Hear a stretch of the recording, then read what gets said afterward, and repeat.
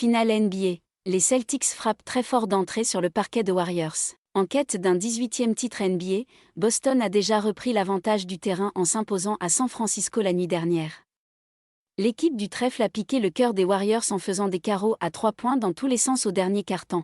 Ainsi Boston s'est adjugé à Golden State la première manche de la finale NBA, jeudi à San Francisco, 120-108. Les Celtics, en quête d'un 18e titre record, ont frappé fort d'entrée, puisque les Warriors n'avaient pas encore perdu un match à domicile durant les playoffs. Les joueurs du Massachusetts reprennent donc l'avantage du parquet. Et ce au terme d'une démonstration d'adresse collective au tir primé 9-12e, 21-41e au final dans les 12 dernières minutes qui a mis KO les Californiens.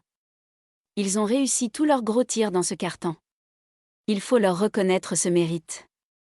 Ils ont tout simplement été brillants et mérité la victoire, a admis l'entraîneur adverse Steve Kerr, dont l'équipe a compté pourtant 15 longueurs d'avance au troisième quart-temps, celui où ils gagnent habituellement leur match. Mais Boston s'est gagné les siens dans le dernier, nombre de ses victoires en playoffs l'ont démontré, et a répondu comme dans un combat de boxe, pour infliger un 46e à des Warriors impuissants et écœurés. Jaylen Brown a sonné la révolte au tout début de cette période en marquant 10 points d'affilée, 24 au total, 7 RBDS, 5 passes, qui ont fait recoller au score les siens. Renversement improbable.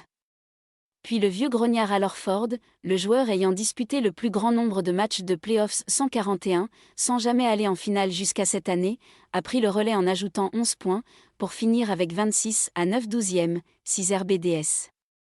Derrick White, judicieusement recruté aux dernières heures du mercato, a inscrit 21 points, avant que Marcus Smart, après un petit trou d'air, lui qui avait tenu la maison Celtics en première période, ne s'y mette aussi 18 points.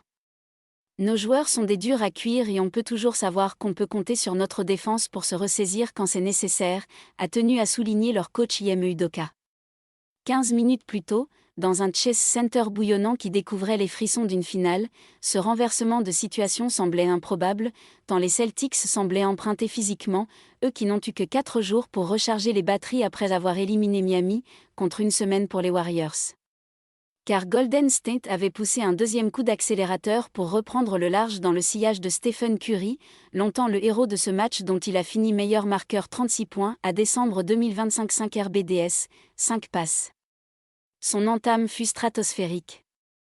Bien décidé à pimenter les débats, lui qui n'a jamais encore été désigné MVP d'une finale, le meneur de 34 ans, il a enfilé 21 points dans la musette, dont 6 paniers primés inscrits sur 8 tentés dans ses 12 premières minutes. Curry record.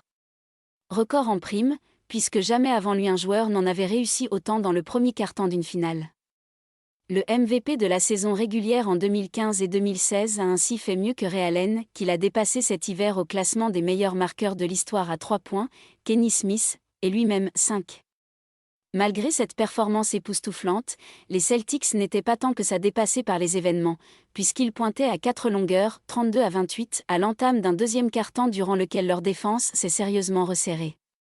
Curry n'a ainsi pu tenir ce rythme fou, puisqu'il n'a pas mis un point et à la pause Boston passait devant, 56-54, sans que Jason Tatum, sa force motrice en attaque, ne se distingue particulièrement, sinon à la distribution, 13 passes, 12 points à mars 2017. Côté Warriors, si Andrew Wiggins a fait son match 20 points, Klay Thompson a été trop intermittent 15 points, juin 2014 sans néanmoins démériter. Ils sont juste tombés sur plus fort qu'eux. La dernière fois que Golden State a perdu un match numéro 1 à domicile d'une finale remonte à 3 ans, c'était contre Toronto. Et cela s'était bien mal terminé. Réaction attendue et même obligatoire dimanche.